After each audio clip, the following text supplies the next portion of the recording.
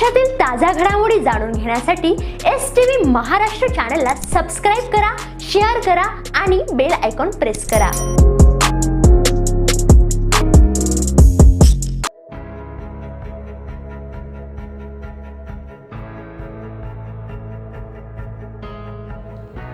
शिवसेना शिंदे गटांच्या सभेत सत्ताधाऱ्यांवर सडकून टीका, धमक्या देऊन आम्ही घाबरणार नाही। शिरपूर नगर परिषद निवडणुकीच्या पार्श्वभूमीवर शिवसेना शिंदे गटाच्या प्रचाराला आता वेग आला असून अलीकडील सभेत प्रखर टीकेची सरबत्ती करण्यात आली। वक्त्यांनी सुरुवातीला सत्ताधाऱ्यांवर निशाणा साधत काचेच्या घरात राहणाऱ्याने गरिबांच्या मातीच्या घरात राहणाऱ्या जनतेला धमक्या देऊनही आम्ही घाबरणार नाही, गरज लागल्यास न्यायालयात खेचू असे ठामपणे सांगत वातावरण तापवले आहे। शहरातील करप्रणाली, पाणीपट्टी, घरपट्टी आणि स्मार्ट सिटीच्या कामकाजातील कथित गैरव्यवहारांवर वक्त्यांनी हल्लाबोल केला। स्मार्ट सिटीच्या नावाखाली नागरिकांचे रक्त पिळले जात आहे।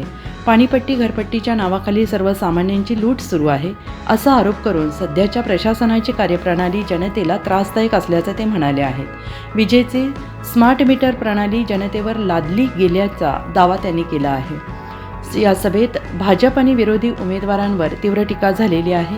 आम्ही स्वाभिमानी लोक, फक्त छत्रपती शिवाजी महाराजांना मुजरा करतो, गुंडगिरी करणारी तुम्ही, आम्ही नाही अशी टीका करत वक्त्यांनी BJPला जनता पार्टी असं संबोधलं आहे। त्यांनी नागरिकांना, उमेदवारांना थेट प्रश्न विचारण्याचे आवाहन करत निवडणुकीपूर्वी स्वच्छता आठवणाऱ्यांपासून सावध रहा असाही टोला लगावलाय। रोजगार, मर्चंट बँक प्रकरण, शेतकऱ्यांचे प्रश्न याबाबत वक्त्यांनी सत्ताधाऱ्यांना जाब विचारला।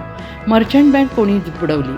मोठ्या लोकांनी गरीब ठेवीदारांचा पैसा बुडवला। शेतकऱ्यांना फुटके डांबळे म्हणणारे जनतेच्या रोषाला सामोरे जातील असंही ते म्हणाले। अतिवृष्टी प्रकरणी शिरपूरला अन्याय झाल्याचा आरोप त्यांनी केला। नगरपालिकेतील नोकऱ्यांवर बाहेरच्या लोकांचा कब्जा असल्याचं, स्थानिक युवकांना दुय्यम वागणूक मिळत असल्याचं वक्त्यांनी म्हटलेलं आहे।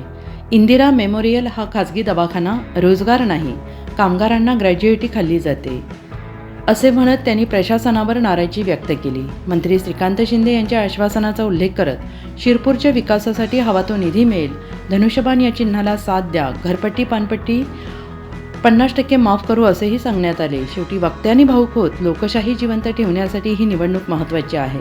आम्ही संघर्षासाठी तयार आहोत, जनता योग्य न्याय देईल, निर्णय देईल असं सांगून सभेचा समारोप करण्यात आला। ससेमिरा लागला आणि या ईडीच्या इन्कमटॅक्सचा ससेमिरा टाळण्यासाठी आपण भाजपामध्ये दाखल झाला, हे देखील तितकंच सत्य आहे। सगळ्या तालुक्याला काय, सगळ्या जिल्ह्याला माहिती की आपण पक्षामध्ये का आहात, आपल्या राजकीय सेटिंगा, आपली राजकीय पुढची वाटचाल आणि आपल्या पुढची